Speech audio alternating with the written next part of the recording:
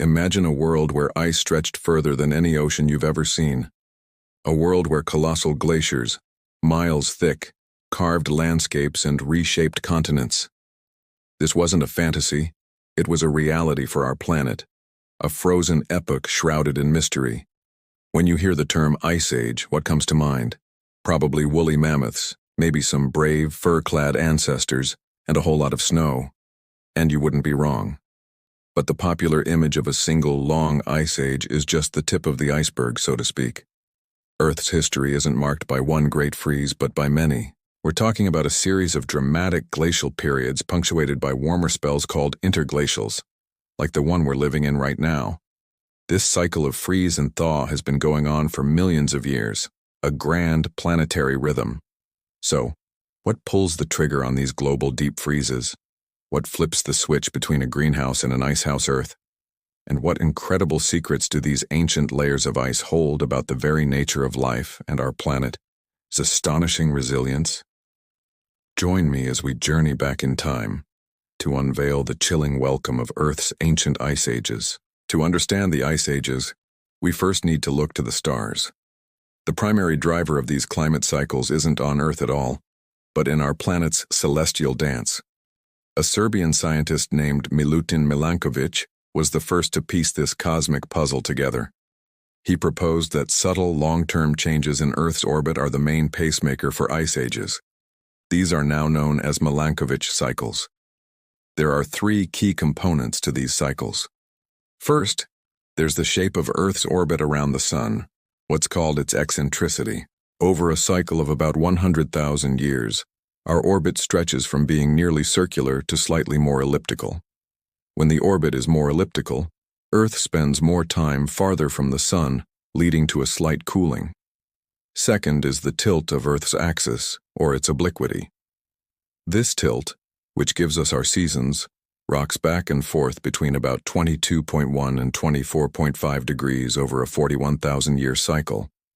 A greater tilt means more extreme seasons, hotter summers and colder winters.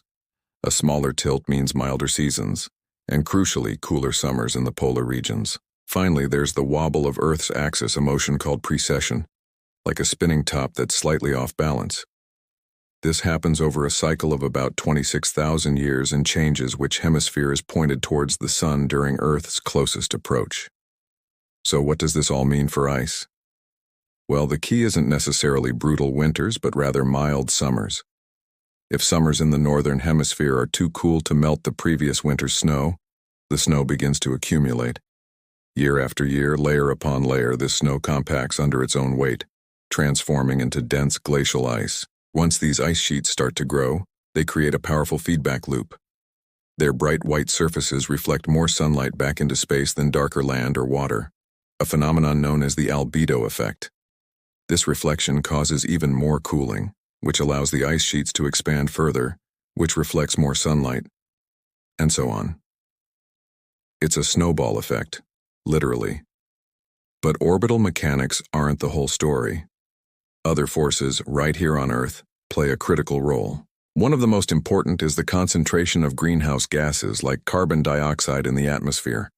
Think of these gases as a planetary thermostat. More CO2 means a warmer planet. Less CO2 means a cooler one. Scientists can actually measure past atmospheric CO2 levels thanks to an incredible natural archive, ice cores. By drilling deep into the ice sheets of Antarctica and Greenland, they can extract cylinders of ice that contain tiny air bubbles trapped from ancient atmospheres. These bubbles are like little time capsules. When we analyze them, we see a stunning correlation. During glacial periods, CO2 levels were low. During the warmer interglacials, CO2 levels were high. So the Milankovitch cycles act as the trigger, initiating a period of slight cooling. This cooling changes ocean currents and biological activity, which in turn draws more CO2 out of the atmosphere and into the deep ocean, amplifying the cooling trend and plunging the planet into a full-blown ice age. The orbital cycles set the tempo, but greenhouse gases control the volume. Tectonic plates also play a long-term role. The slow drift of continents can change ocean currents and wind patterns, which can either promote or inhibit the growth of ice sheets. For example, the closing of the Isthmus of Panama millions of years ago redirected warm Atlantic currents northward, bringing more moisture to the high latitudes of the northern hemisphere. The very moisture needed to build the massive ice sheets of North America and Eurasia. The world of the last glacial maximum around 20,000 years ago would be almost unrecognizable to us. A massive ice sheet, the Laurentide, covered most of Canada and the northern United States, reaching as far south as New York City. In Europe, the Scandinavian ice sheet sprawled across Britain and northern Germany. Sea levels were dramatically lower, about 120 meters or 400 feet, lower than today, because so much of Earth's water was locked up in these continental glaciers. You could have walked from Siberia to Alaska across a vast land bridge called Beringia. The English Channel was a river valley, and Australia and New Guinea were a single landmass. Life, however, is tenacious. While many species were pushed towards the equator, others adapted to the cold. This was the age of megafauna, giant animals built for a frozen world. Woolly mammoths, with their shaggy coats and curved tusks, roamed the vast, cold grasslands known as the mammoth steppe. Woolly rhinos, giant cave bears, and formidable saber-toothed cats were all part of this incredible ecosystem. These animals weren't just surviving, they were thriving in a world that, to us, seems incredibly harsh. Their size, fur, and fat reserves were perfect adaptations for conserving heat and surviving long, cold winters. And what about our own ancestors? Humans not only survived the ice ages, but they flourished. They developed sophisticated tools, tailored clothing from animal hides, and mastered the use of fire. They created stunning cave art, depicting the very animals they lived alongside and hunted. The challenges of the Ice Age may have even spurred human innovation and social cooperation, driving our species to become more adaptable and resourceful than ever before. The Ice Ages weren't a pause in the human story. They were a critical chapter that helped shape who we are today. So, if we're in a warm period now, an interglacial, does that mean another ice age is on the horizon? Based on the natural Milankovitch cycles, Earth would indeed be due to slowly, very slowly, head back into a glacial period over the next few thousand years. However, there's a new, powerful force at play that's rewriting the script. Us. The enormous amount of carbon dioxide and other greenhouse gases that humanity has pumped into the atmosphere since the Industrial Revolution is overwhelming the subtle cooling effects of the orbital cycles.